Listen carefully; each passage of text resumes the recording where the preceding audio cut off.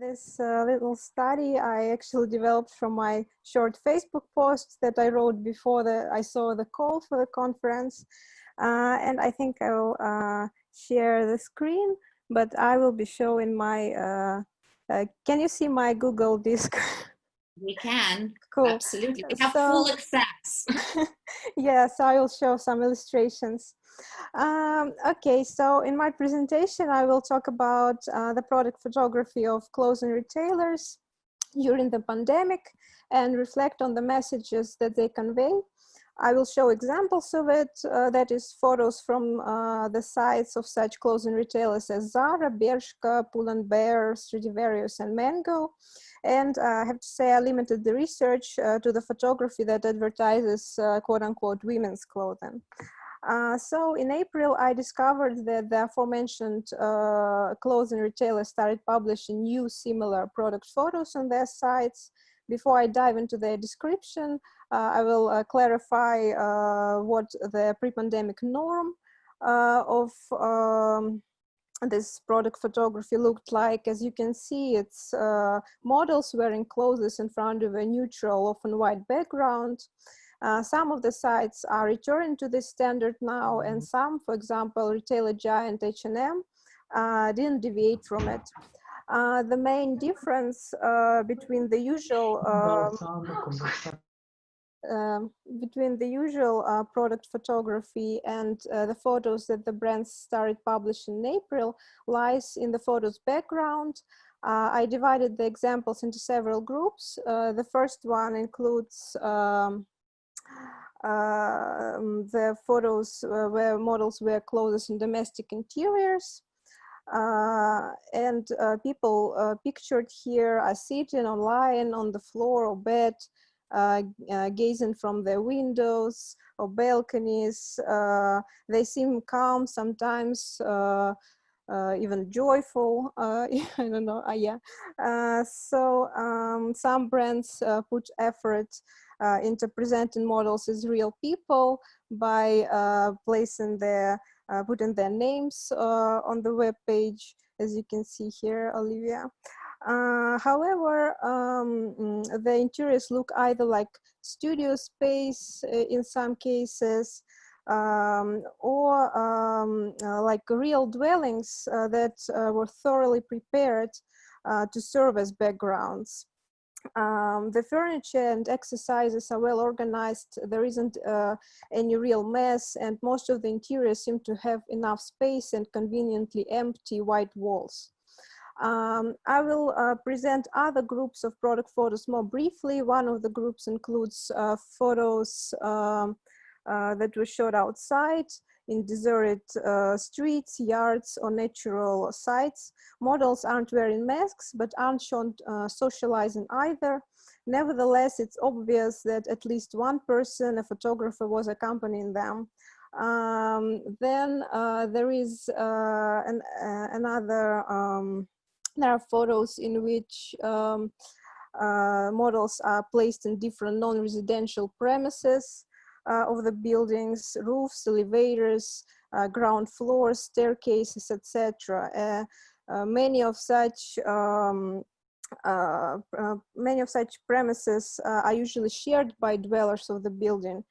So during the pandemic, many people choose to be there in their masks and gloves, yet people in the photos do without them. To go a little more in detail about masks, most of the product photography lack masks that many consider being the trendiest piece of pandemic clothing. However, in May, the sites of Stradivarius and Bershka started to publish photos with models wearing masks.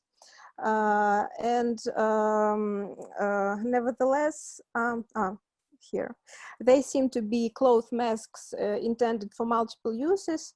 Nevertheless, they are not proposed as a uniform piece of clothing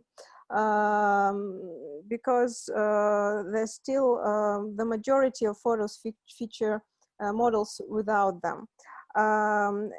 So it's more like an optional accessory. Um, as, Also, neither Stradivarius nor Bershka sells the masks pictured on photos, although some of them have a brand logo on them.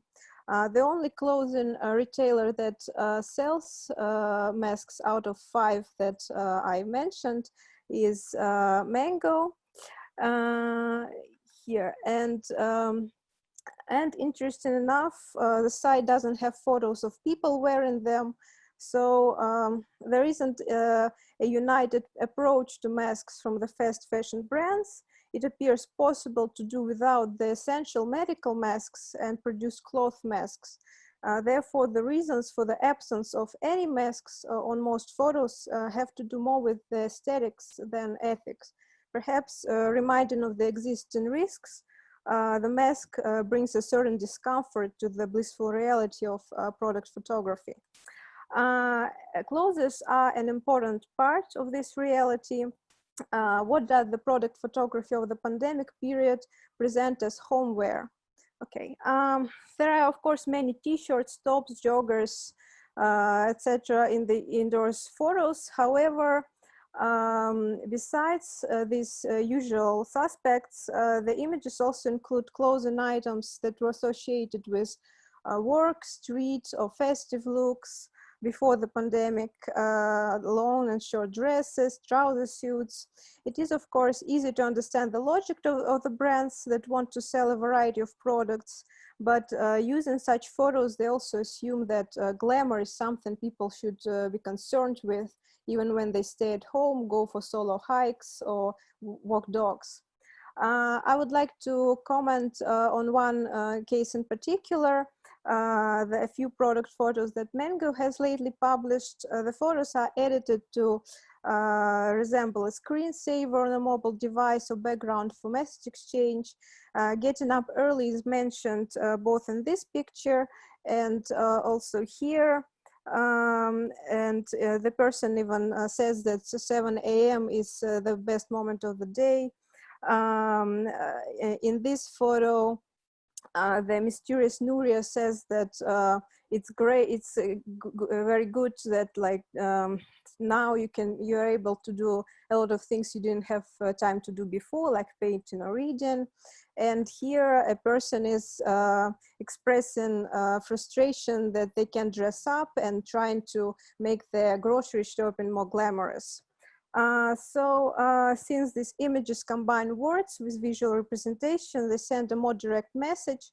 It includes calls for productivity and presents longing for dressing up as almost the sole cause of stress for a person in home-based isolation.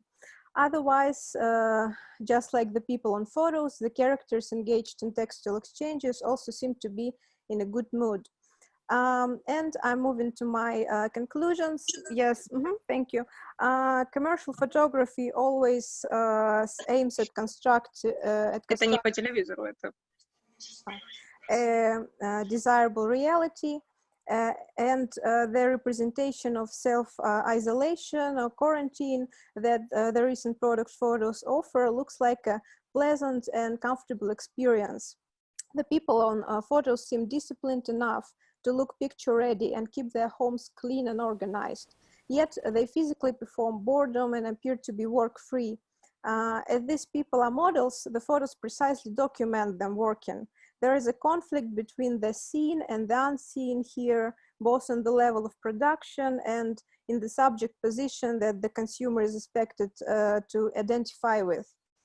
Such contradictions are a stable characteristic of the modern aesthetic labor, which is widespread and normalized across the media. Okay, thank you very much. Thank you so much. Thank you, Ksenia Gusarova. Fascinating, thank you. How does the situation in Russian retail compare in this respect to other national context within which these multinational brands operate? Where did this new trend originate, if it's possible to say? So we have two questions. Yes, what about Russian fashion market, and how did this new trend originate? I took this global retailers and they provide the same content for most national markets. So for example, I even checked like for Russian or for like British version of this versions of the site, their photos are the same. As for the Russian brands, it's hard to tell because actually I didn't have a chance to look at them because they're a little less widespread on the market, I think. So I kind of, my focus was this like the mass brands that have like the broadest range of consumers. Yeah, but it's about multinational brands which operate in Russia as well. So did you see that they actually, yeah, somehow differ from what they do on international markets, or is it the same? No, it's the same. Yeah, there are small delays, I think, in case of Mango, for example, but the content is the same. Yes. Right. Yes, absolutely is the same actually. Yes, because I did, well, when I was doing my research, which is very close to what you just spoke, I noticed that one after one, Zara, H&M, Bershka and others started to, yes, to somehow move forward clothes for homeware, comfortable clothing, work from home. And that was, you know, an interesting change in the way they, yes, they actually worked on the front of their online shops.